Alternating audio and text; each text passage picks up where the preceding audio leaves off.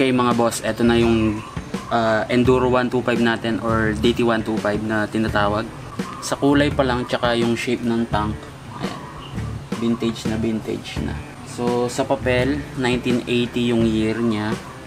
Swinerte tayo kasi meron pa siyang record sa LTO. So nakuha ko siya sa Florida Blanca, hindi na umaandar, nakatambak na lang sa ilalim ng puno ng saresa. Nauulanan. Hindi pa ganun katagal na tambak. Kaya daw na itambak lang kasi nasira yung shifter. Dumudulas yung ngipin.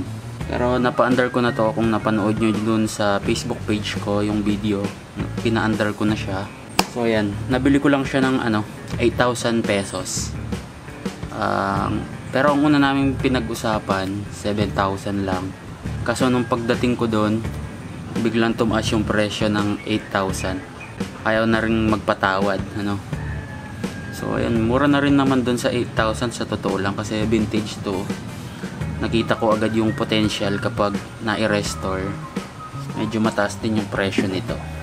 Ang kaibahan lang kasi ito rare, 125cc siya. Ang marami akong nakikita na 100cc, yung DT 100. Kapag Enduro 125 or DT 125 na vintage, yung gauge dalawa, merong RPM at speedometer. Ito yan. Ayan yung mga gauge. So dalawa, yung isa speedometer, ang isa naman ay RPM, tachometer. So ang tinakbo pa lang niyan ay 17K. Pero 17K magmula nung maputol yung speedometer cable. Dito sa tachometer meron tayong high beam indicator, turn signal indicator at neutral indicator. Yung switch original pa rin. Ayan. Pati yung susi. Ayan, original na Yamaha pa din. Ayan, halos kompleto pa. Nawawala na yung mga side mirrors. Ayan, yung lever natin original.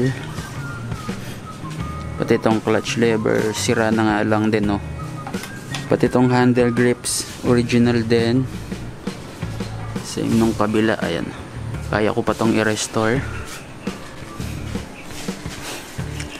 Yung switches natin original din. Pati itong throttle housing at kill switch.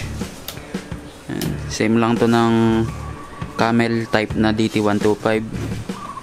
Ayan, same lang yan. Napakaganda ng mga turn signal niya. Ito nawalan lang ng isang tornilyo, pero original pa rin. Made in Japan. Ayan. Ito madali lang itong i-restore. Nakamount sila dito sa handlebar. Ayan. Ayan. Ito pa. Original. So, original din ang headlight. Nung una ko itong makuha, akala ko itong front fender hindi na siya original. Akala ko napalitan na kasi same siya ng fender ng Camel type. Ayan.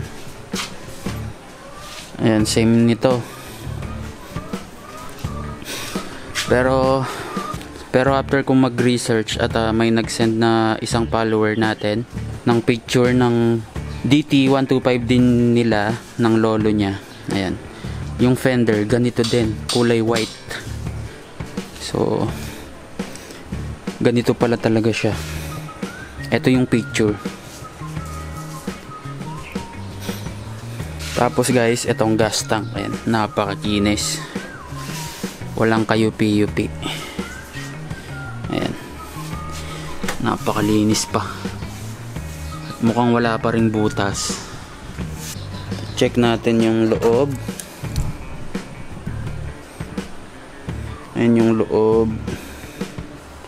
Di naman ganun kalala na nalulusaw na.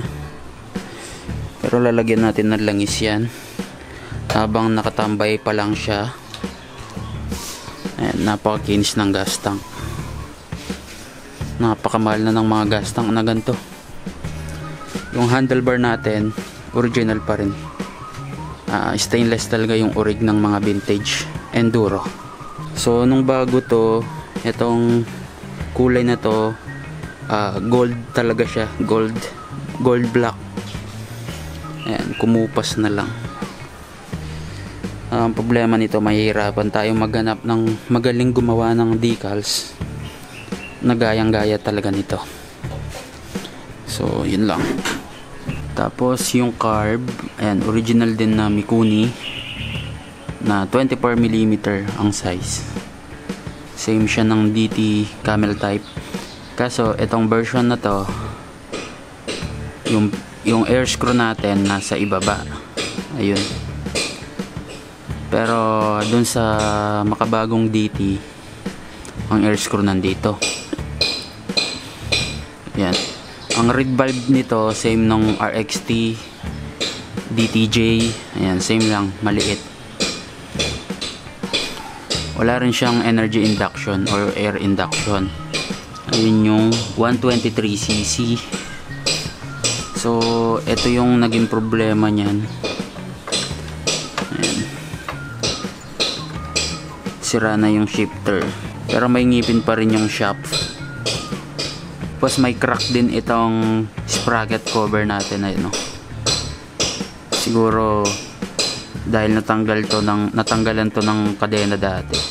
Tapos may crack din ng yung lagay ng tornilyo dito, ayun.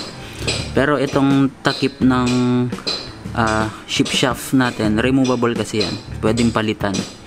So ito, madali lang palitan to. Dito pa rin yung mga plastic cover. So nawawala na yung emblem natin dito, yung grill.